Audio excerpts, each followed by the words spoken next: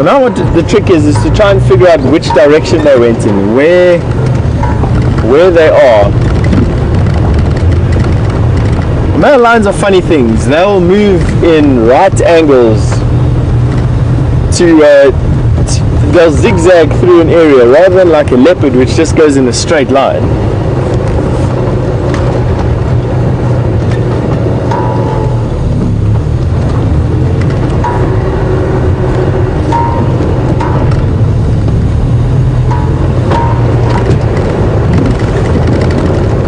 But you know, that's part of tracking, is trying to apply your mind to the puzzle that is trying to figure out how these animals think, what conditions were prevalent at the time that helped them make their decision about going in which direction or another.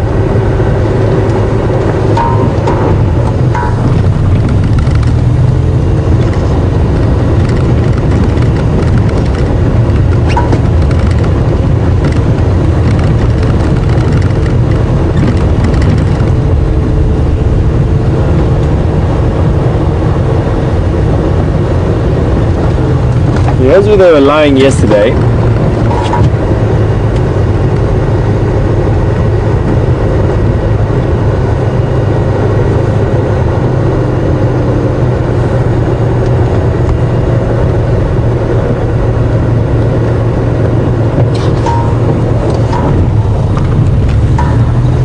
Anyway, we'll carry on going and see what we can pull out of the bag.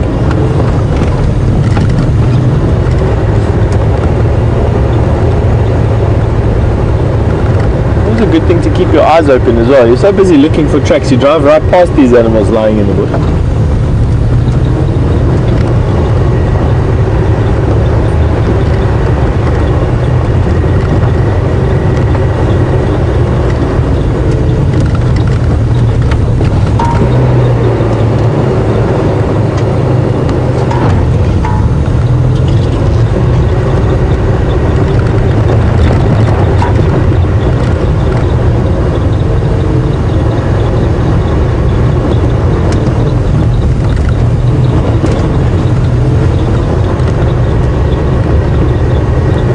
I'm going to be jumping on the radio quickly just to find out something. I'm hearing in my ear some reports of some lions that were seen in the property to the north of us. I just want to find out if it is these 5 male lions, because that'll save us a lot of effort in this tracking escapade if it is. I stationed with the Gala and just could you confirm if it is 5 male lions?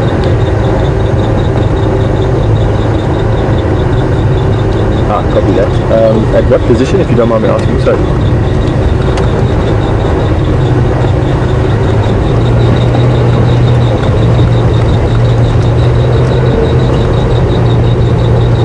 Copy that. Did they bomb something Makulu?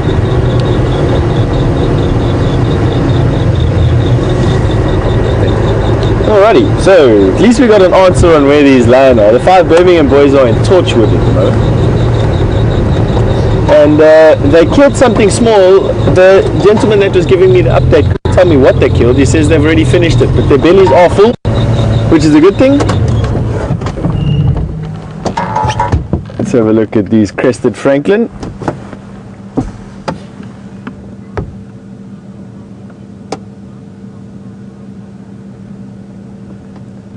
The bird call of this particular bird is my favorite bird call. It's the crested francolin, and the reason why I like it is because as a very young little boy, when my father used to take me out into the bush, quite often it was the only bird call that I could identify, and I have these wonderful memories of me lying snuggled up in my sleeping bag listening to crested francolin calling, and to this day it still generates a sort of warm fuzzy feeling in me listening to these birds calling in the early morning. Alright, so amazingly enough, 5 male lions have managed to literally outwit 3 or 4 trackers this morning, myself included, and tiptoe across every boundary road that we have, or every road that we have, and have gone into Torchwood, just a little bit into Torchwood, actually not too far at all, and have killed something, which is good. They looked a bit hungry, and are now lying fast asleep next to a dam just in Torchwood, just on our eastern boundary, just a little bit into the reserve. Not too much of a problem. We knew they were going to be walking. We knew they were going to be hunting. Oh, excuse me. Oh, I'm coming down with something, it feels like. Please excuse me. Sniffling like crazy, a runny nose and sneezing. It's who knows, bit of hay fever. I think it's all the flowering that's coming up in the air at the moment. All the flowers are starting to get going.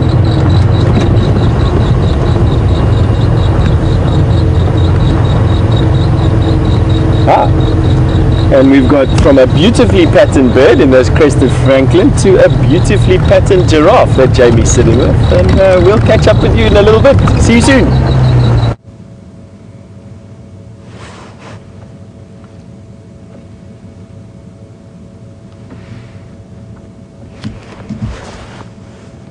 Welcome back. Now, I'm not sure, but what do you think, Brian? Is that a log or a tree or a giraffe? It's a bit tricky to see. It's a bit tricky. We do have a rather shy giraffe. He definitely doesn't want us to get too close, and he keeps disappearing off behind the trees to feed. Now, I'm not sure why he's so skittish. It is a nice big healthy male in really beautiful peak condition. He's quite a young bull, but just approaching his prime. And there you can see those nice thick ossicones at the top of his head that tell us it's a male instantly. But he is really, really shy. I've tried to sneak as close as I can, and he keeps disappearing off behind the various pieces of cover that he can find.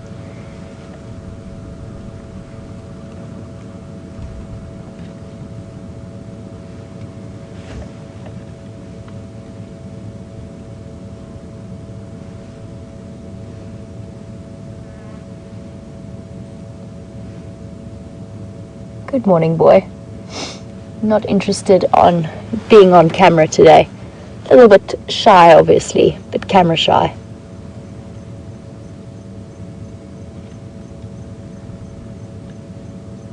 Come on, big boy. It's okay.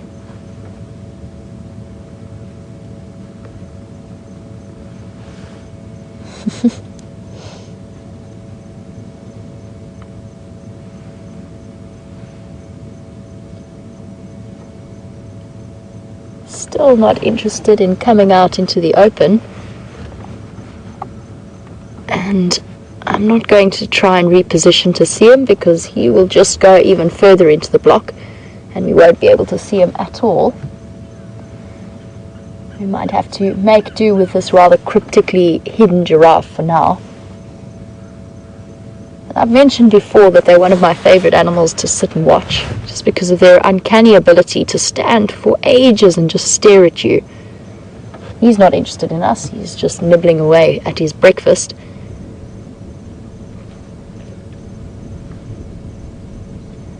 They really truly are phenomenally structured animals. And for those of you who might be joining us for the first time, if you haven't seen giraffe before, that's an animal with exactly the same numbers of neck vertebrae as we have. So 7 vertebrae in total. They're just obviously absolutely enormous. I've seen giraffe vertebrae that are probably about 60 centimeters in length, which is, what would that be, about 25, just under 25 inches. Really enormous creatures. And so cleverly structured. I know we were talking about the blood vessels of the owls in their necks, or the various raptors, and the fact that they can twist their necks all the way around. And giraffe have got to have a whole different set of systems put in place in terms of valves. And you can imagine how enormous their hearts have to be to pump blood all that distance up against gravity. And they've got absolutely enormous hearts. I can't remember how much it weighs now off the top of my head, but it's a good couple of kilograms, something like 20 kilograms or more. And it pushes the blood all the way up, And then they've got a system of valves to stop it from falling back. As soon as that heart relaxes and the blood pressure drops, they've got all kinds of valve systems to keep it up there. And that's why when you see a giraffe drinking, you'll never see them drink, and I've counted before, you'll never see them drink for more than about 30 seconds at a time. And that's because if they do keep their head in that unnatural position for too long, it will cause them to faint. And it's not unheard of for giraffe to drown when they go for a drink, and they slightly judge it a little bit badly. And that neck posture that they have, now we think of it, it makes us exhausted just thinking about holding your head up at that position. But there's actually no muscle contraction involved in the natural upright position of a giraffe's head, which unfortunately we still can't see very clearly because he is rather shy. But I know that if I move, he's going to move off this into the thick block just by watching his behavior. But that position that his head is in now, these giraffes have an enormous tendon, a really, really thick, really strong tendon that runs from the back of the skull down to the back of their neck. And that holds that head right up in place with the incredible tensile strength that tendons have. And the muscle work and the muscle contractions actually only come into play when they bend their heads forwards. So the muscles contract to bring that head forward. And I've found a dead giraffe before, and their heads are incredibly heavy, but two of us pulled it forward and down, and it shot right back up. That's how powerful that tendon is. So just an interesting note on the structure of giraffe.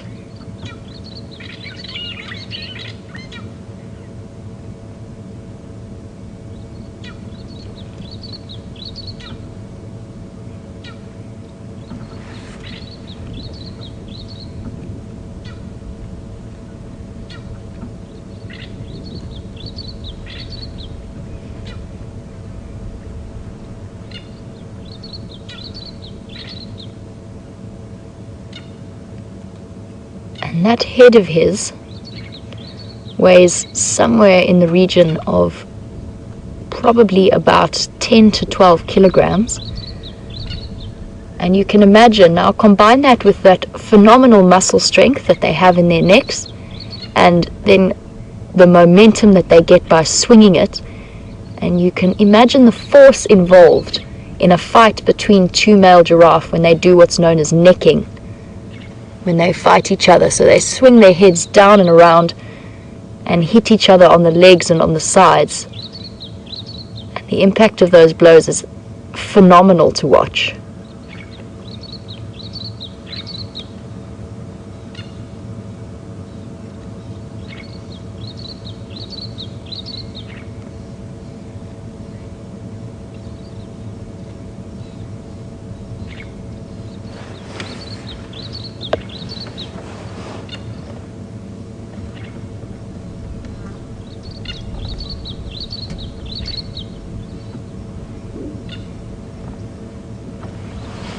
I'm going to try and loop back onto the road, maybe see if we can get a slightly better view of him from the other side. We are right into the sun, which has been fairly unavoidable for now.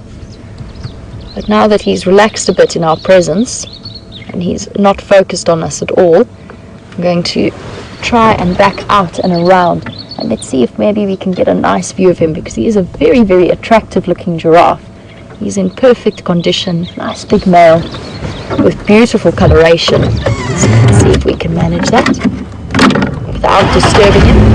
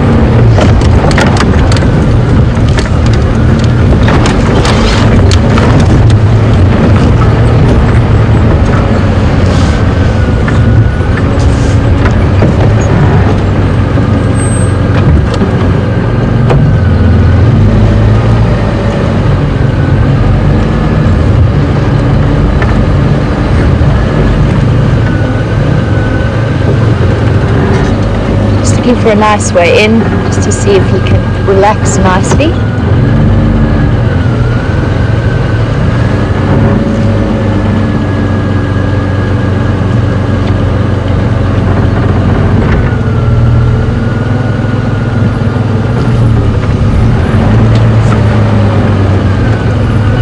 Unfortunately, I think in this situation, he is not going to relax.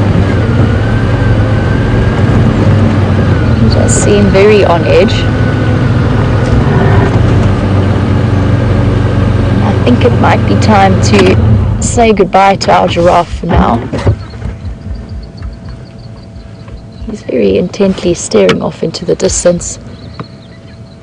There is another vehicle, but they're leaving now, which is what he's looking at.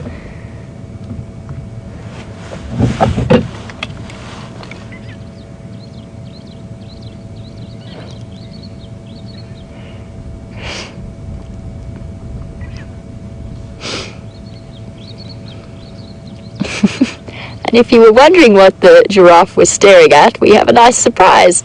It is staring directly at Steph. So we'll cut across and have a look at his view from that side, and then we'll be back again with you shortly.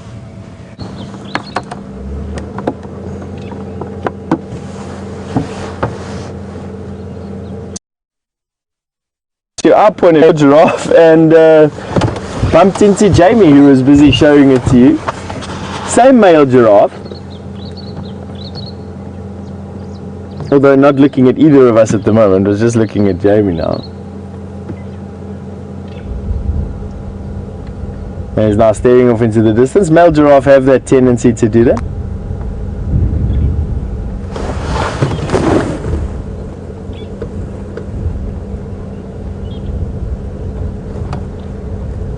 Now with him moving off, I think now that we've gate crashed your sighting, we're going to send you back through to Jamie so that she can carry on telling you about it.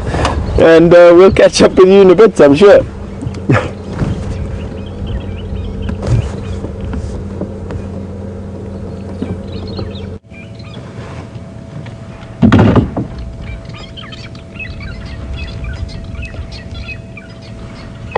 Welcome back. Now it seems as though Steph and I have a propensity for finding the same animals at the odd times. It seems as though our giraffe has left us for now. He isn't going to stick around, so we're going to head off and see what else we can find. And I'm still trying to work out how the Birmingham boys managed their feat of either flying or teleporting into Torchwood, because I promise you I didn't see any tracks, and as far as I know none of the other guides did either. It's quite an achievement in my opinion.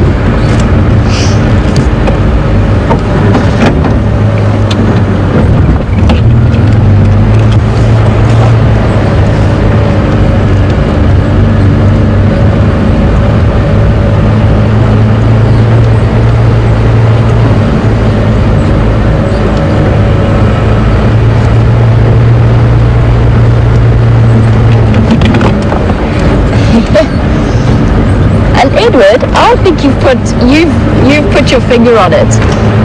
And for those of you who don't know, Torchwood, which is also the name of the green thorn or the Y thorn, it's a type of tree out here. But Torchwood was actually a spin-off series from the highly successful Doctor Who franchise. That is one of the longest running, to the best of my knowledge, one of the longest running sci-fi TV shows in the UK, and Edward thinks that there is a TARDIS somewhere that the Lions have been using, and I think that is the only possible explanation. I think you've put your finger on it. And a TARDIS, I cannot remember what it stands for anymore off the top of my head, despite having lived 3 years in the UK and entrenching myself in that particular aspect of the culture. But the TARDIS is able to move through space and time and different dimensions. And I think the only explanation is that the Birmingham boys have a TARDIS somewhere.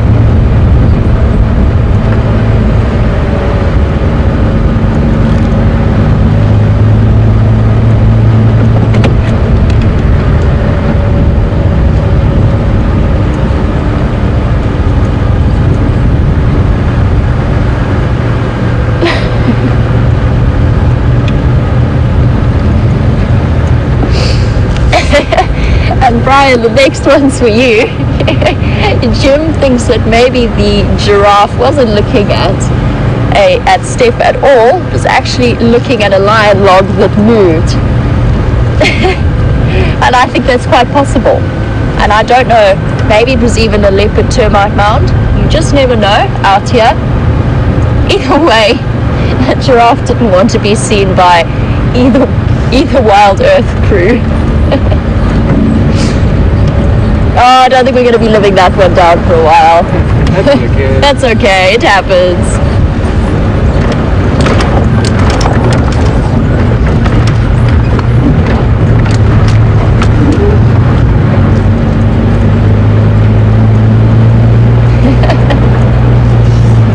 Oh dear.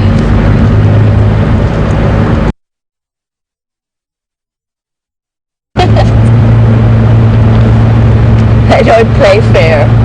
They use tortoises. They pretend to be logs.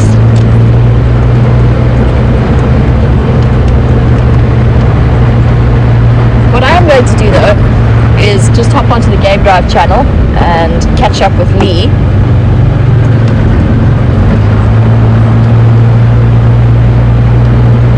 Lee for Jamie.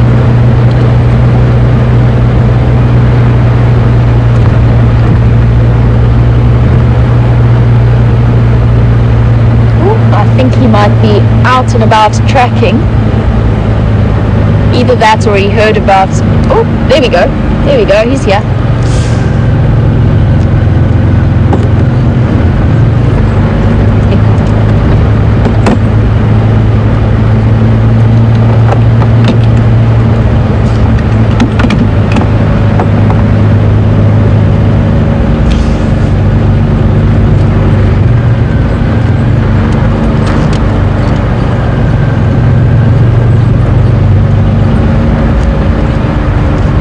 There's some communication happening between Lee and Steph at the moment, and it seems as though Steph is going to be making his way to follow up on some leopard tracks that Lee has spotted. And for now, we're going to cut across to Steph. I'm going to continue on my own mission to look for my own leopard tracks, and we'll be back with you a little bit later.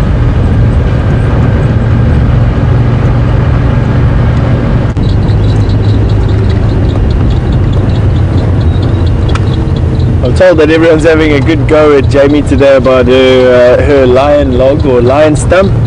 Just to reassure everyone that it happens often out here where you have a leopard rock or a lion stump or a bough of a branch that looks, you convince yourself that it's absolutely that.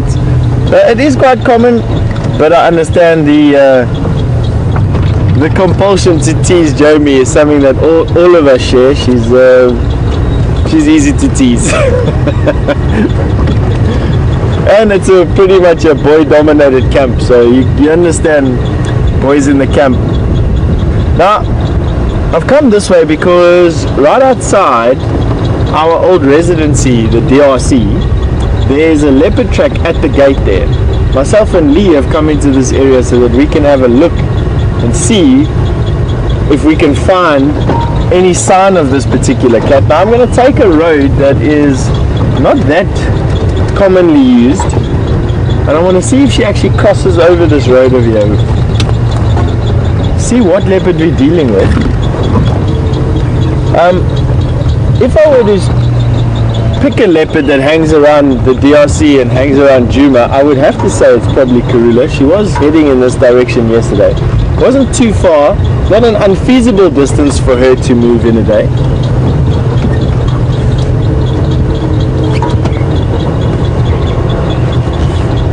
Especially considering that she's one of those cats that really enjoys walking during the middle of the day. Oh. Okay, got her tracks here.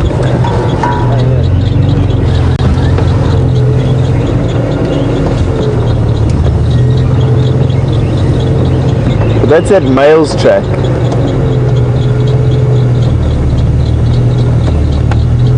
That's that male track that we picked up on Twin Lambs, I think. It's not a female track at all. Let me see if I can show you.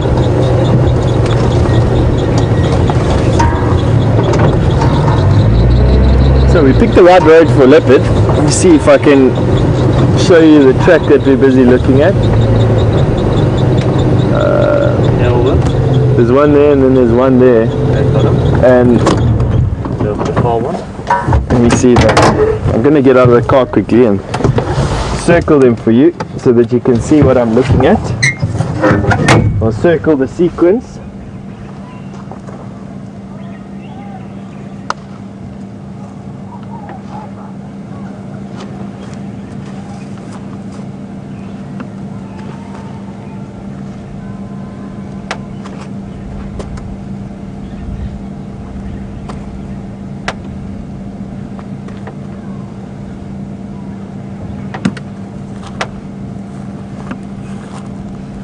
So that's the sequence that's been circled. Sorry, let me get my shadow out of the way there for you. And here's another one. So there you've got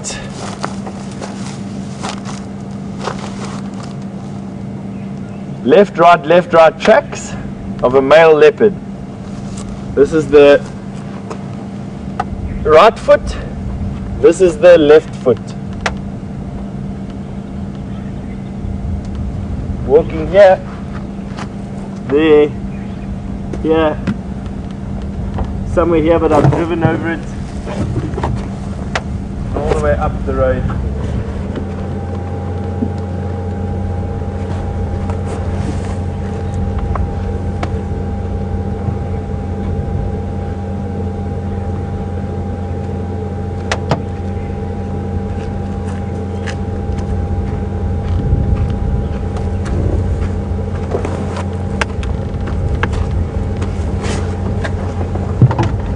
Looks to be the same male that crossed out.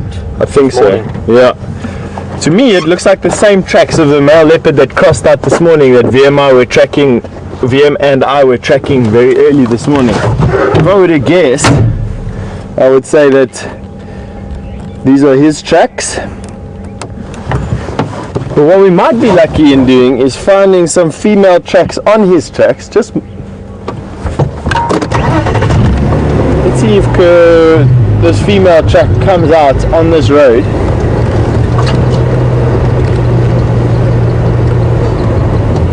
Just going to be calling his tracks in here just so that Lee doesn't waste his time. And Lee, come in. Tracks of a male leopard here at the VE site. They head down towards the Cutline area, but the track a male leopard out at Twin Dams this morning. The track's quite fresh on that side. Probably the same one.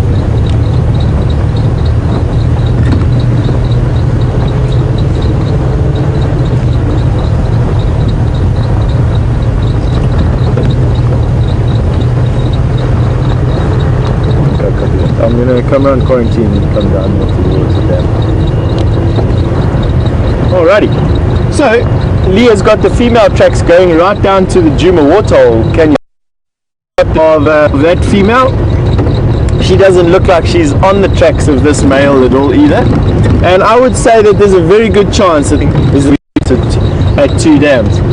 It's highly unlikely that you're going to have two big male leopard in the same area, tracks going in basically the same direction. But quite nice to know. Leopards right around where we're staying. At the moment, Lee's busy tracking the female leopard straight past the final control room.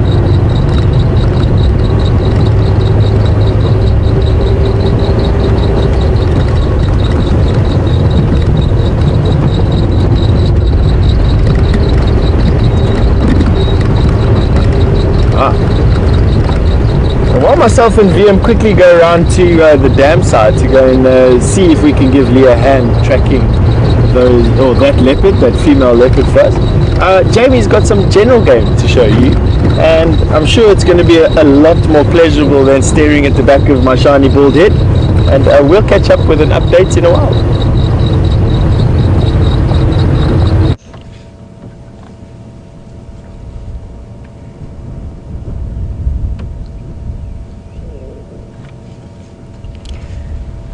Welcome back, and while Steph tracks these mysterious leopards that have been apparently cruising around final control sometime last night or early this morning, we found some zebra. And they really are looking very beautiful in the morning light.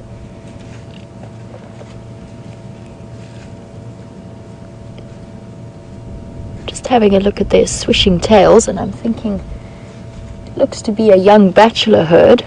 The one closest to us or in front is definitely a stallion.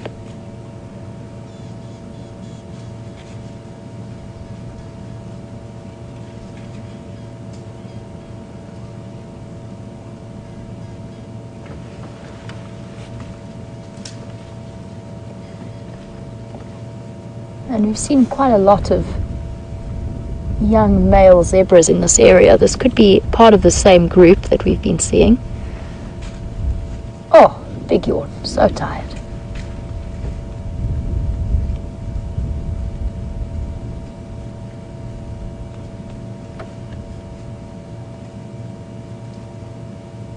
And another one. Now we mentioned a couple of drives ago, we were looking at the zebra behavior, and we mentioned how those ears can be an indicator of mood. And we've noticed that the two in the front have been putting their ears back quite a lot, but they don't. The rest of their body language doesn't indicate that they're stressed at all. And I think they're just rotating and flicking them from the flies. So you've got to be very careful in interpreting your signs, because it's not necessarily a sign of aggression.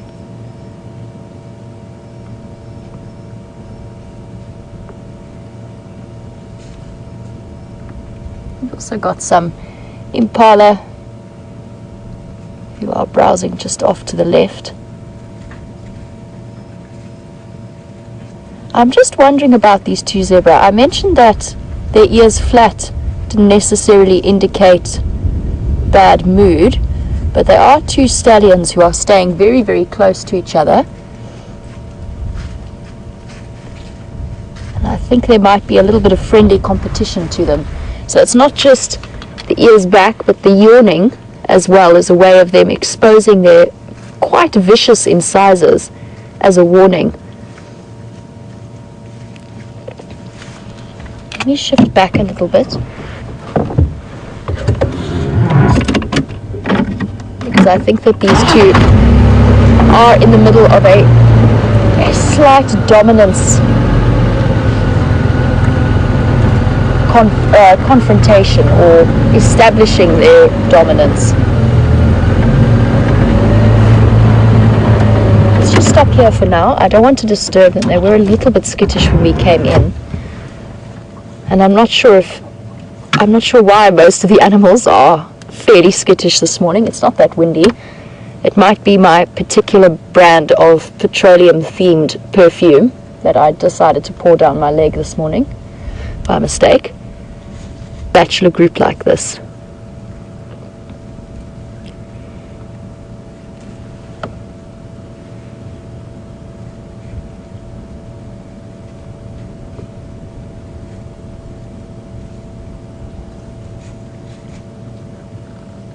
They're showing us an interesting side of their bachelor herd dynamics.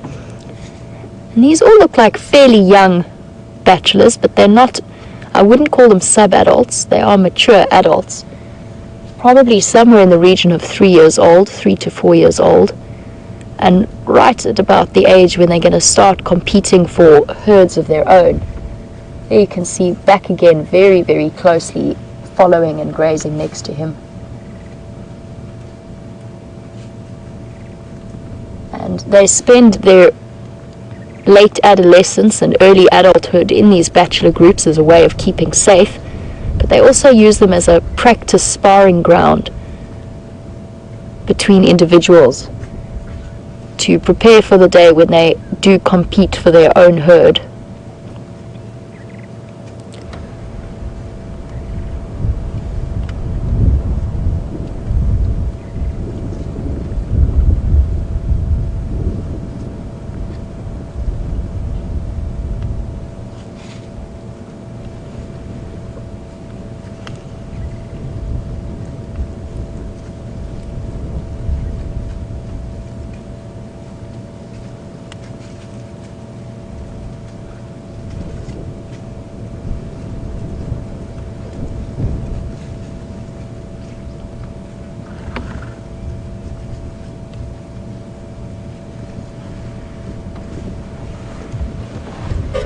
shift back a bit, keep them in view and not behind this clump of silver cluster leaves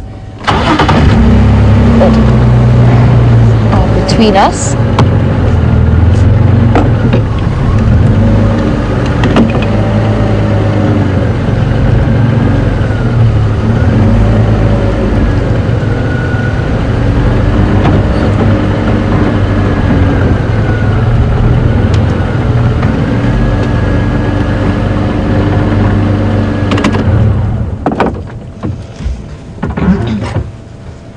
We saw one of the young males yawn twice earlier, and it's something that we very much associate as a human reaction, and we see it with the lions as well. And it's often not just a yawn as we imagine it, but it's often a preceding action to, say for example with lions getting up, they often yawn and start to lick their paws. In these zebra, I think it was a little warning sign between two males. And Zai was wondering, seeing that zebra yawn, if they get hiccups at all. And that's interesting, because I know that cats and dogs do, so the lions will get hiccups.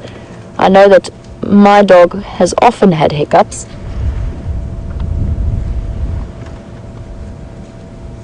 But I'm not sure about ruminants, because they've got those 4 stomachs. Oh, everybody's having a scratch. Every single zebra there is scratching in some way.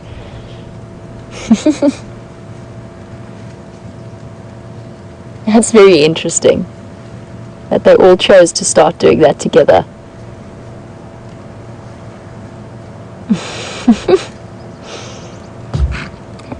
But now, back to the hiccups question. I do wonder if it works in the same way with ruminants. Now, hiccups are the involuntary contraction of your diaphragm. But I wonder if that wouldn't cause problems if you've got 4 separate stomachs just below that as well. I don't know the answer to that, but I do think it's a fantastic question. And for those of you who have... Oh, but they're not ruminants. Hold on. I'm not thinking properly. Zebra are not ruminants. They're hindgut fermenters, so they've only got 1 stomach. So yes, they probably would get hiccups. As for the impala, I'm not too sure. I'm actually going to put that question out to some of the viewers who might have a little bit more experience with, say, horses than I do. And in your interactions with horses, have you ever seen them get hiccups? Because that is the closest animal example we're going to have in terms of a domestic situation. But really, really good question. I enjoyed that. Just have to think it through a little bit. I've certainly never seen an elephant with hiccups.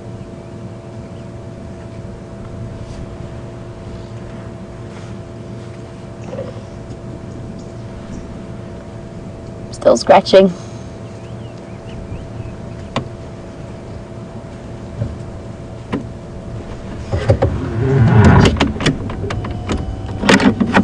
Try and move back a little bit, catch them as they come round onto the road, which they are going to do.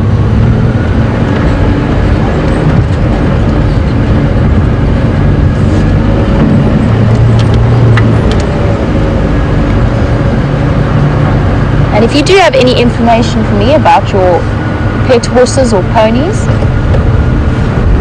that you'd like to share, please do so on #SafariLive on Twitter, or you can email them through to questions@WildEarth.tv.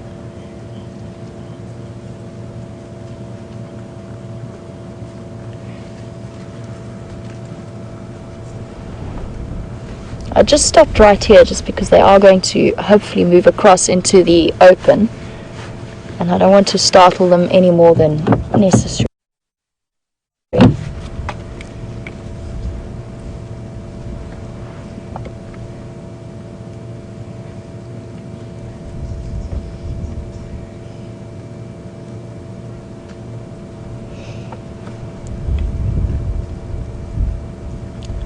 As we talk about the wide variety of reactions that we've seen from these antelope, you can see perfectly right now that zebra's shoulder twitching, the skin shifting up and down like that in a very, very rapid motion. And that is an involuntary response to some kind of stimulation. It might be a tick crawling through the fur or a fly, and it's their way of just disrupting it without having to put too much thought or motion in. And you see him shaking his head, swishing his tail. He's obviously being plagued by flies at the moment, although I can't see any. But I certainly sympathize. And that rapid shoulder twitch is just an involuntary response to some kind of skin stimulation that's happening around that nervous system.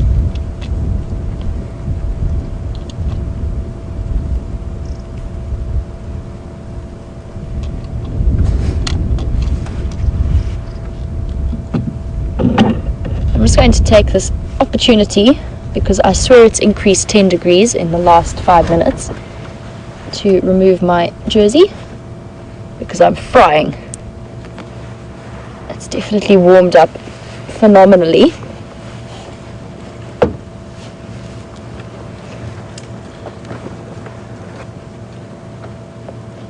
And the impala moving through as well.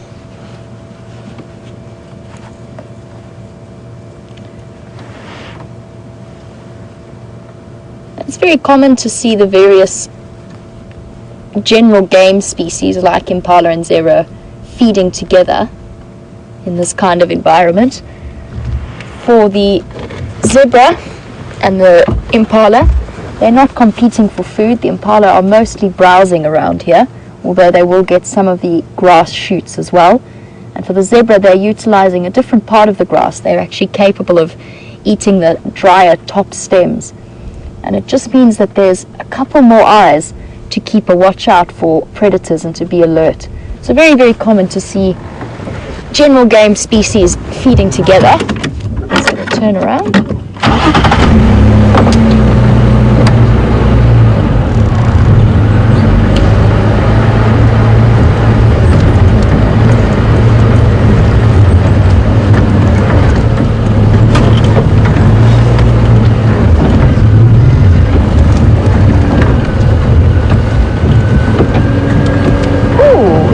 Interesting. Hold on one moment. I'm going to just grab that, because we're still talking about the first signs of spring, and I've just found another one. Just do this very delicately.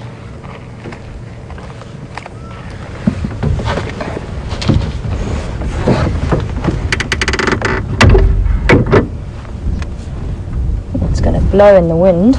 Let's hold that down. Let me reattach my earpiece. So, we do have a snake skin. And the reason that I said it is a sign of spring is that up until now, most of the snakes have been relatively inactive. They do what's known as estivation. And that is a way of basically slowing their metabolism and dealing with a chilly winter. But now, as temperatures start to increase, we've got a lot more activity. I know for a fact that we've been seeing a couple more scorpions than usual around camp, and it seems as though the snakes are out and about as well. I'm just having a look now to try and figure out which snake this came from. It's a bit tricky. It's not a very wide snake. This snake would probably have been about, this length, so probably from top to tail it's about 30 centimeters, so maybe just under 15 inches. Might have been a little bit longer because there's no head and there's no tip of the tail on the snake skin. And to describe what it feels like for those of you who've never felt a snake skin before, it's got quite a rough, dry, flaky texture to it, but it's still, you can see the sort of smooth scales and the imprints of the scales on it. My guess would be something in the region of a cobra or a mamba family. It's definitely not a puff adder skin. The puff adders have much, much larger scales around them. And it could be something completely harmless as well, but it's one of the more smooth scaled snakes. It's probably about this sort of width in terms of diameter. And for those of you who are joining us for the first time and you're not quite sure, you don't know snakes too well, this is not in any way a dead snake. This is somewhere out there is the perfect living example of this individual. And what they do is, as they grow, snakes shed their skin, and it starts off with them shedding very rapidly as they grow. So the young ones shed repeatedly over a couple of weeks. They grow very, very fast. And obviously that growth starts to slow down, although snakes do grow throughout their lives. And they continue to shed their skins. And it will get more and more common as the summer progresses and they've got more access to food, and their growth starts to peak again, the rate of their growth. But definitely one of those signs of spring, not one that we expected to see, but there are more snakes out and about, which is very exciting. I love snakes. I think they're fascinating.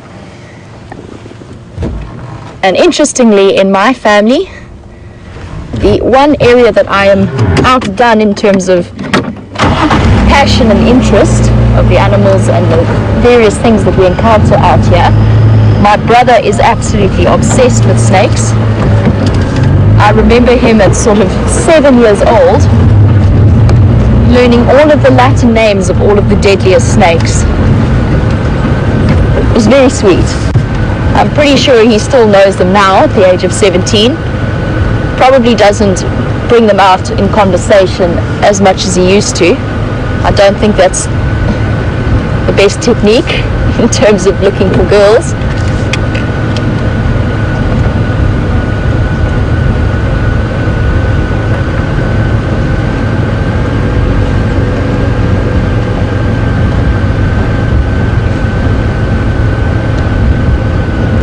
I'm still racking my brains, and Anna Marie, I know you wanted to know what snake it was, and as I mentioned, it could be something in the region of a cobra or a mamba, but it could also be one of the harmless snakes. All I know is that it was a snake about this long, about this big, and with smoothish scales, but beyond that I couldn't tell you.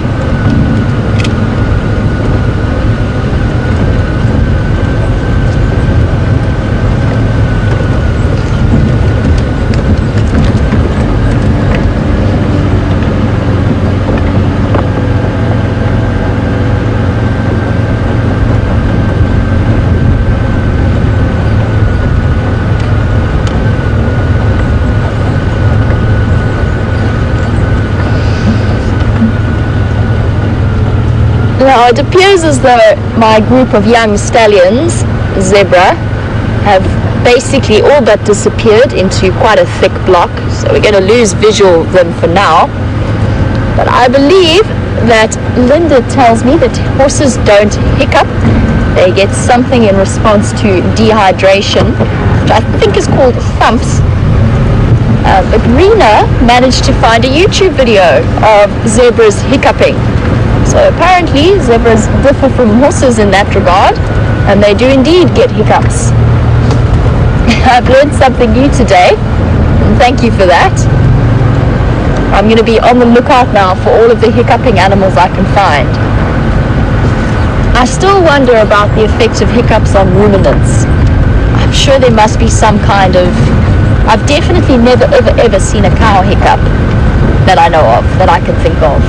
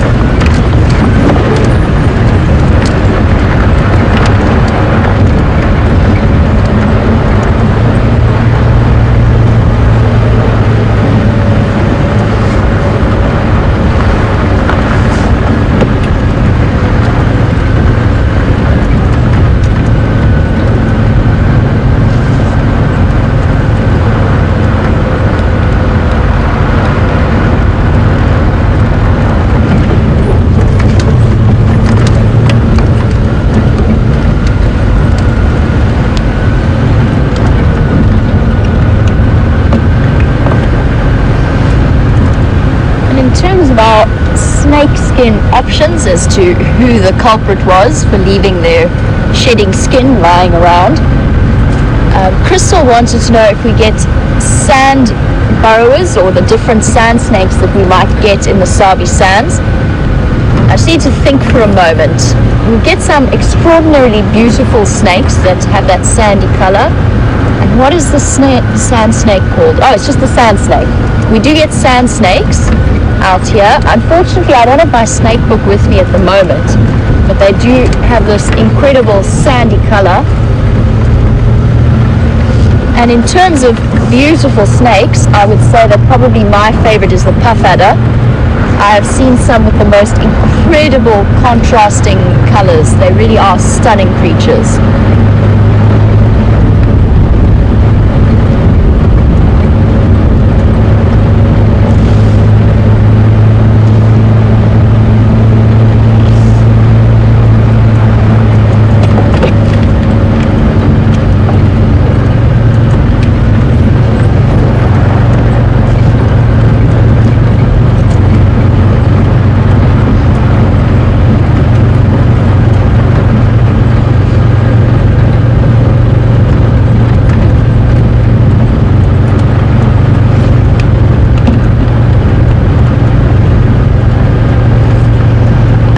We ponder the question of whether or not ruminants hiccup in the same way other animals do.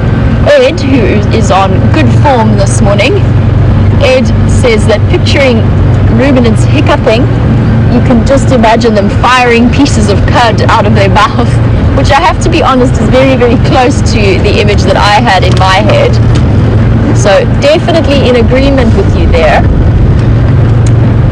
Now, as Brian and I continue our search for more deceptive looking rogues and termite mounds, I'm sure that you're wondering how Steph is doing, and he is right outside final control.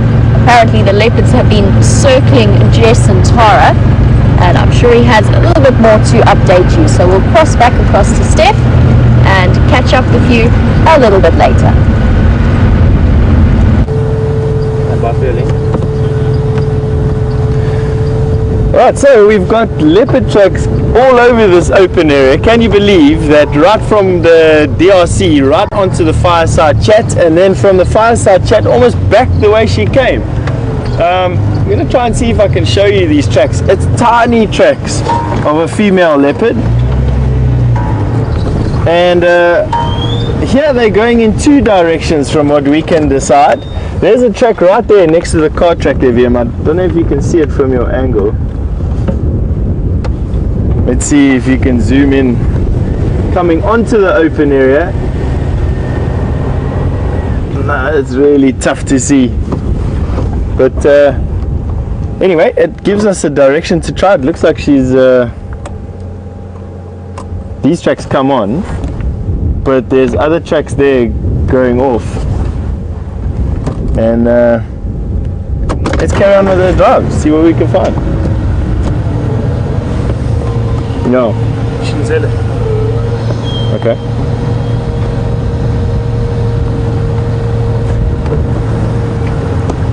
Alrighty. There's Lee and myself trying to track this down with a bunch of students. Let's go and see what we can see though. Carry on up. I think let's take the power lines, or let's take shortcut Gallego, which would be a good idea to see if she comes out on the side.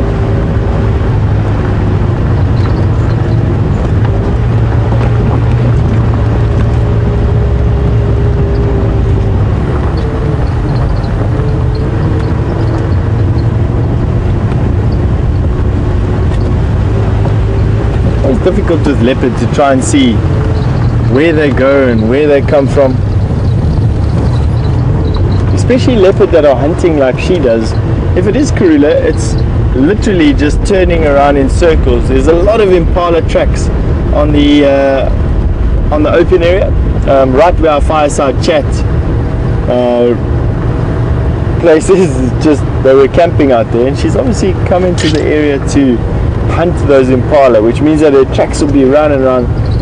And the trick there is not to try and follow those footsteps footstep for footstep. It's virtually impossible. The trick would be to find out where she left that area and in which direction she went after that. That would be the key. And that's what we're going to try and establish where we are now.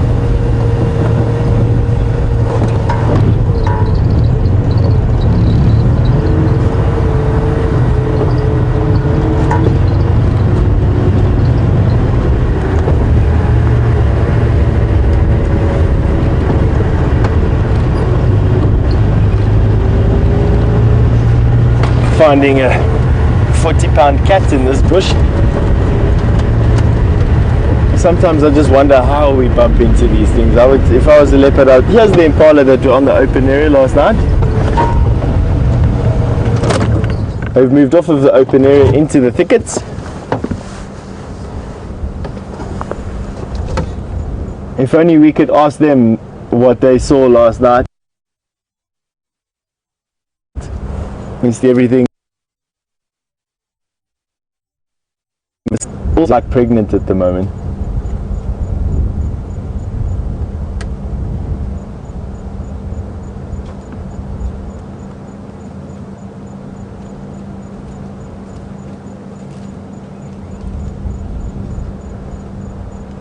I just think they're the most pretty antelope.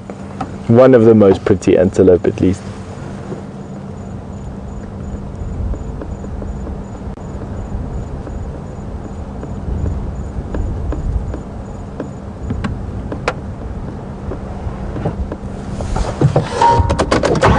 Let's carry on going, looking for this animal.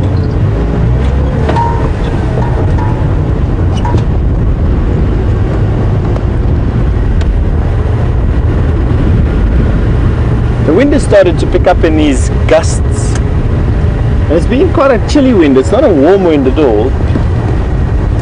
Definitely warm enough for me having to have taken off my jacket. And I must say, it's quite a comfortable temperature. If it stays like this, it's going to be good.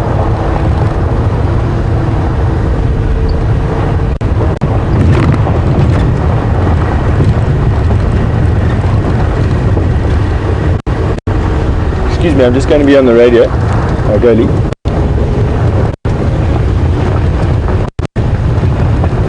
No, none where I'm driving at the on Shortcut Gallagher. They could come out on that little track that goes to Gallagher's water point. I haven't gone down there.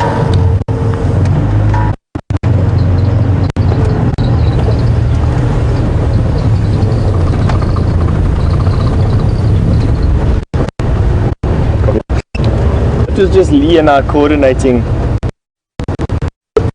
Hold on.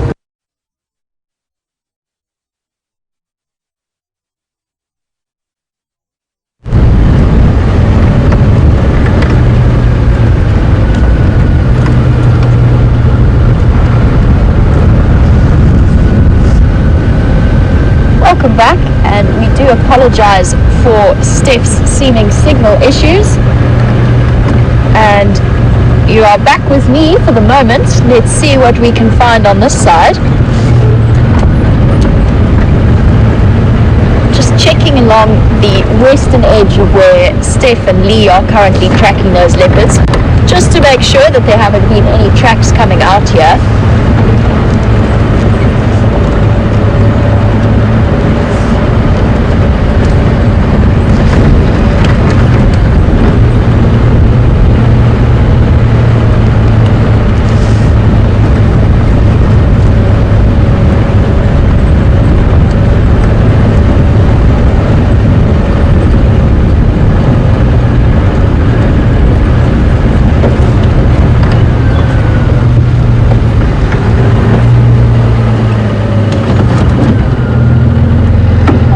Spotted a breeding herd of zebra. Seem to be having a zebra themed last few moments of the sunrise safari, but I think they're going to disappear fairly quickly off into the block.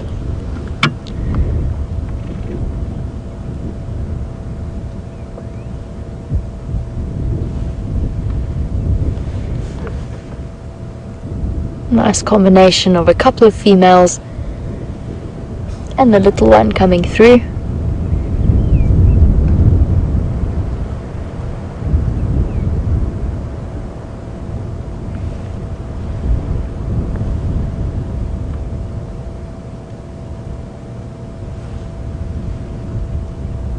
As always, that last one was the stallion, who walks behind his herd to make sure that he can protect them from the rear.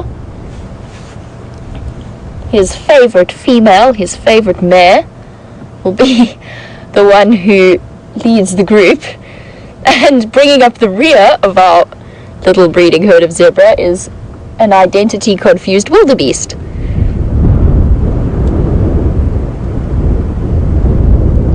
And I've seen this particular male in this region before. I think he's established this as his territory. And unlike zebra, they don't collect a harem.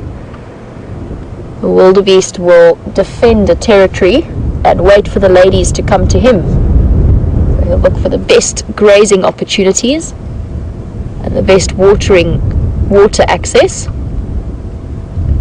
And that is his particular reproductive strategy.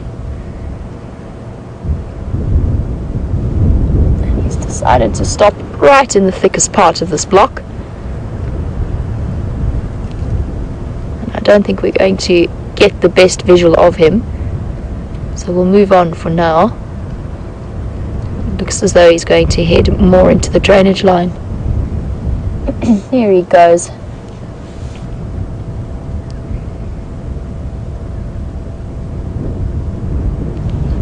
Off on his own breakfast mission.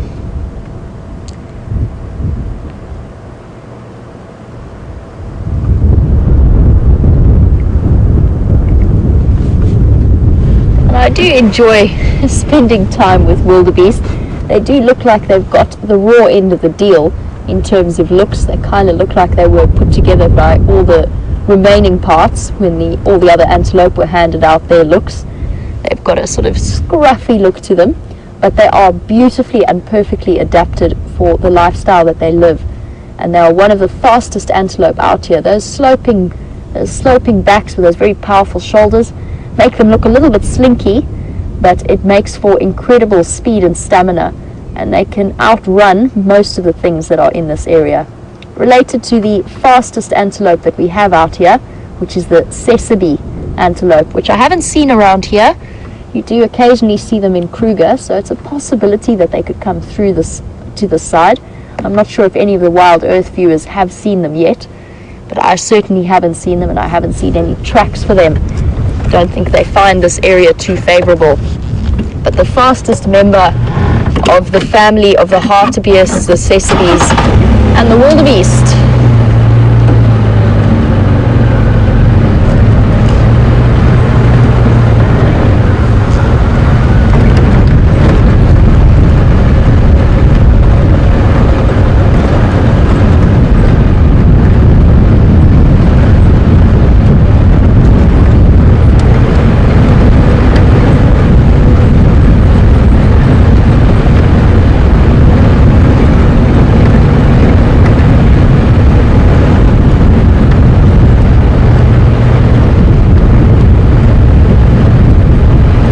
Has picked up noticeably this morning. I wonder what it's bringing with it. Hopefully not another cold front. I'm quite happy with the temperatures at the moment. I'd prefer it if they stayed this way.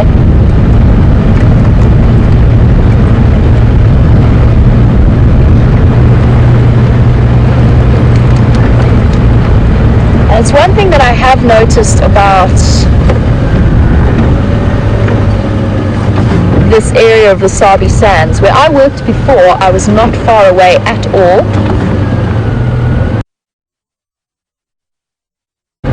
from the sun. Finish that moment, but we've just spotted some warthogs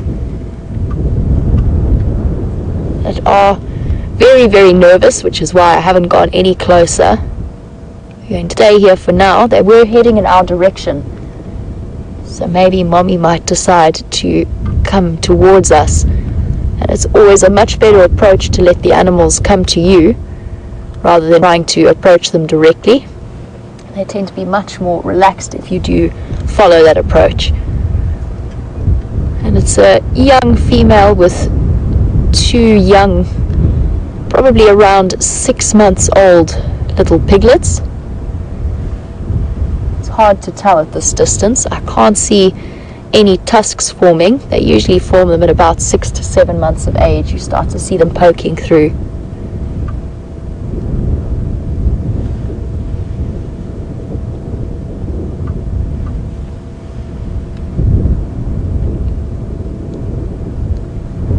And I was talking about the wind gusting, and that's definitely one of the reasons why she is quite nervous and quite on alert. And I think she's going to move her little family off somewhere deeper into cover.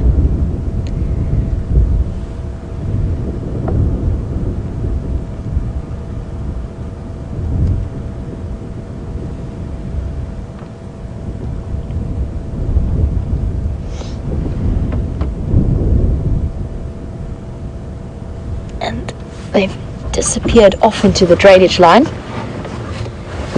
Now, I was talking a little bit about the wind before we spotted these little warthogs, and I was saying that I used to work on a reserve not far from here in a straight line, but it was much closer towards the Drakensberg Mountains, and there was not nearly as much wind as there is on the Sabi Sands. It is much more exposed out here, and I've definitely noticed a huge difference. Look, it is August, so it is the windy time of year, but it is responsible for a couple of these prey animals like the warthogs being a little bit more cautious about how they move through the area.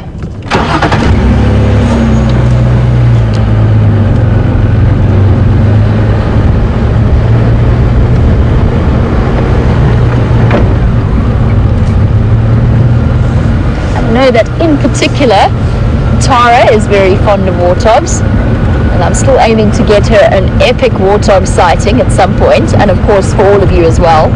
They are fascinating little creatures to watch, quite unique in their structure, and probably responsible, as I've mentioned before, probably responsible for maybe about 70% of my near-death or near heart attack experiences whilst walking. There's nothing that gets the adrenaline going quite like a warthog exploding out of its burrow in your vicinity to bring that little burst of adrenaline through and get those adrenal glands pumping. I would say maybe the other 10% would be francolins exploding out of the grass at my feet.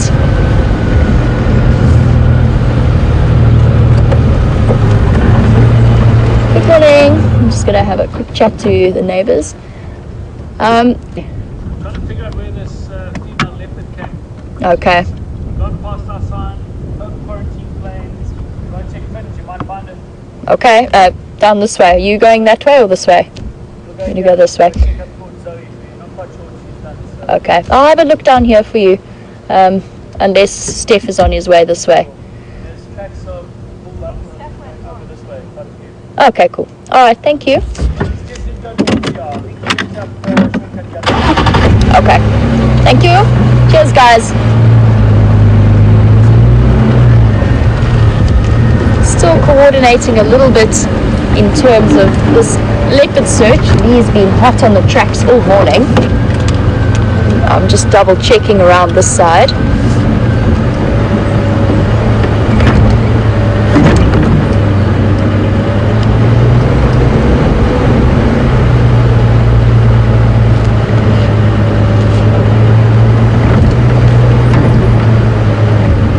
As I mentioned before, I'm only really checking out the outskirts as a possibility that this leopard has popped out here, just to help Steph and Lee out. Now, Steph has been hot on the heels and tracking around that area for more time than I have, and last time we tried to get an update from him, we were fairly rudely interrupted by gremlins. We're going to try once again to get an update from Steph. Get an update from him. We were fairly rudely interrupted by gremlins. We're going to try once again to get an update from Steph.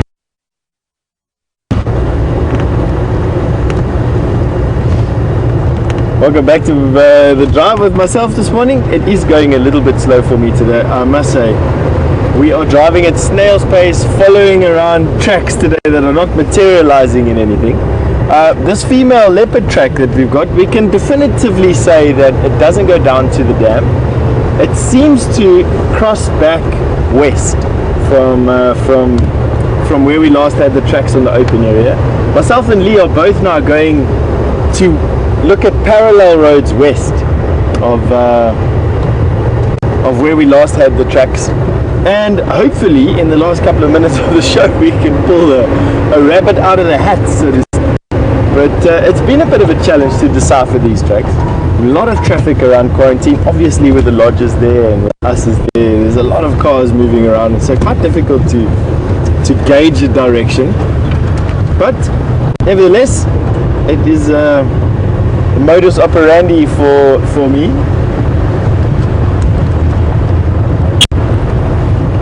And something that I'm quite used to.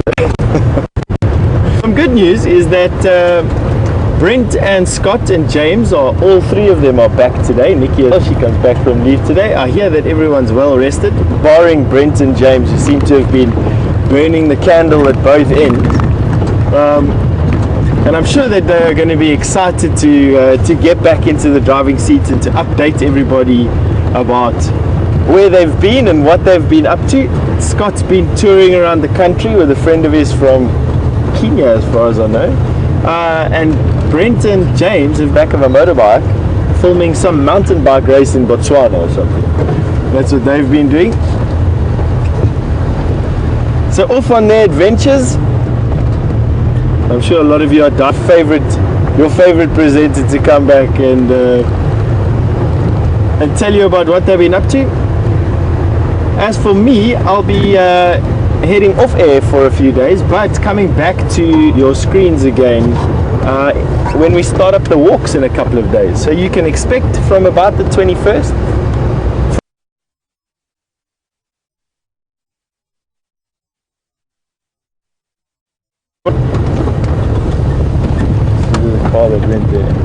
A walk thrown into the show from time to time. We absolutely look to be doing it on a mainstay basis, and I can't wait. It's going to be fun to get out on foot and out there again with you.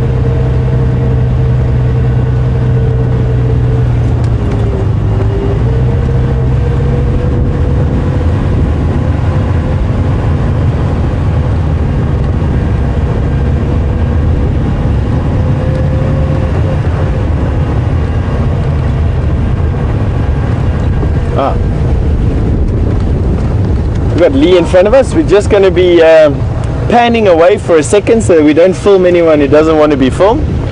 And hello, how are you? We are live, so won't be staying too long. Anything come out on that ring road? Just tracks of buffaloes coming into this block that haven't come out, so some maybe buffalo around here, but no sign of anywhere. Amazing, eh? Flying leopard. Sorry, man. One of the Djuma greats, flying cats. Anyway, bye-bye. Thanks for the patience there, folks. Lee and I are trying to coordinate a tracking effort. He says there's no tracks coming out on this road, which is bizarre, man. Look, she's a small cat. The tracks are small. She's very light. Excuse me. I'm coming down with something. Leaving very little indentation on the soil. She literally could cover anywhere in front of us over here. You'd miss it. But that's what we do. Decipher these trails.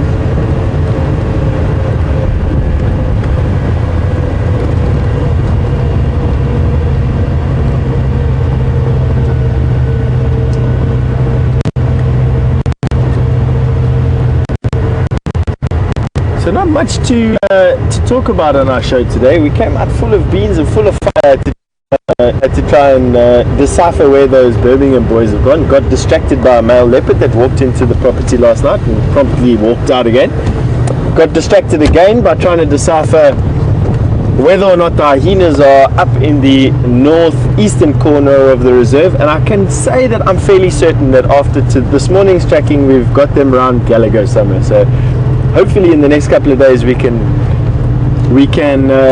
actually start finding you where these dens are, where the hyena den is. And then we found out that the Birmingham boys had grown wings along with all the leopard in the property this morning, and have flown away to other parts of the reserve.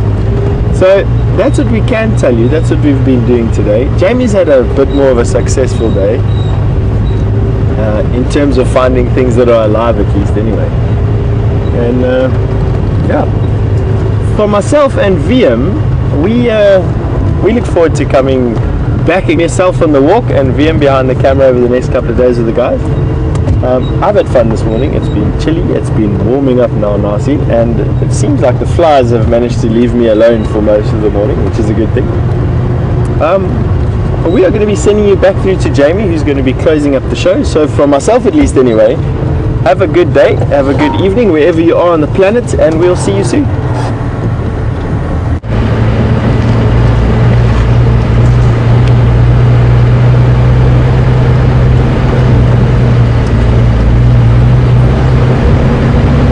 Welcome back, and it appears as though most of the animals on this reserve, or at least the big cats, have all decided to grow wings and fly away. I'm still checking on the outskirts just on the off chance that this female leopard has decided to come across in this direction.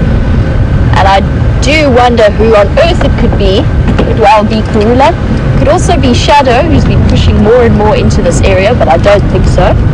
I think Karula is the most likely option.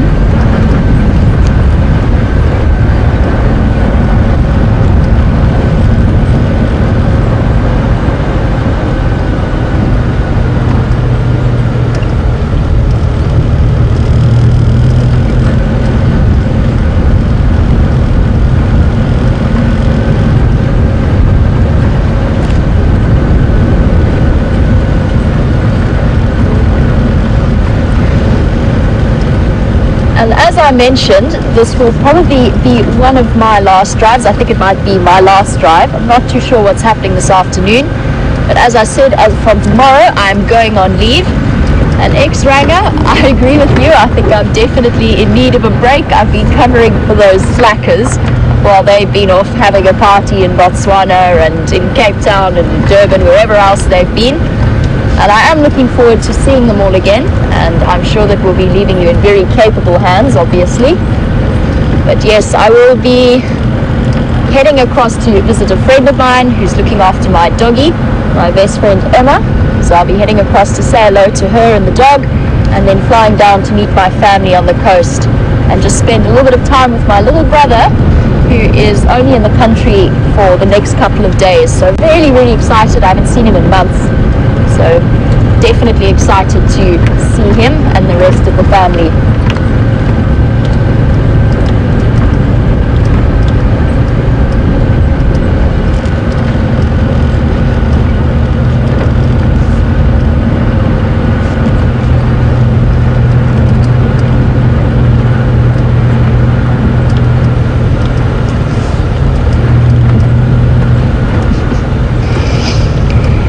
And we have had quite the eventful morning, and I think of course the highlight for most people was our lion log, and that deceived both Brian and myself, because he then spotted the log and then I was certain that I'd seen a tail swish. So that log is definitely out to full unsuspecting people driving down in Yala Road South. And Elizabeth, you were wondering what the gestation period of that lion log would be. Now let me think about that. It was probably a tamboti tree, a fallen tamboti tree, and the gestation period would probably be, the seed will germinate in the next few months as the rainy season comes, and quite possibly spend the next few years reaching sexual maturity, up to 10 or 20 years for that animal to reach its breeding peak. So yes, we've had quite the entertaining morning. From lion logs to hiccuping zebras and snakes that have shed their skin all over the place. It has been highly, highly entertaining, and definitely a good way for me to have spent probably my final drive with all of you. And just while I have the opportunity, I'd like to say thank you for making my first work cycle here at Wild Earth absolutely fantastic, and I will be looking forward to being back on the Jigger or Wendy and entertaining you all once again in about 2 weeks. Big thank you to Brian for all of his work, and he is quickly got a surprise cameo of the thumb. And we will see you all for the sunset safari that will be with either Brent, James, or Scott. Have a wonderful day wherever you are.